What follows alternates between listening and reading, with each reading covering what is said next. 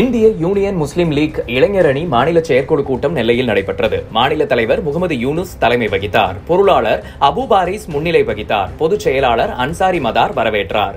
இந்திய யூனியன் முஸ்லிம் லீக் மாநில பொதுச் செயலாளர் முன்னாள் எம்எல்ஏ முகமது அபுபக்கர், மாநில துணைத் தலைவர் முன்னாள் எம்எல்ஏ கோதர் மைதீன், மாநில துணை செயலாளர் அப்துல் ஜபார், எஸ்டியு மாநில தலைவர் கனாகத்து மீரான், நெல்லை மாவட்ட தலைவர் மீரான் மைதீன், மாவட்ட செயலாளர் பாட்டப்பத்து முகமது அலி, பொருளாளர் ஆதம் இலியாஸ், மேலப்பாளையம் நகர தலைவர் கவுன்சிலர் ஹாபீஸ் முகைதீன் அப்துல் காதர், மாநில துணை செயலாளர் இப்ராஹிம் மக்கி சிறப்பு அழைப்பாளர்களாக கலந்து கொண்டனர்.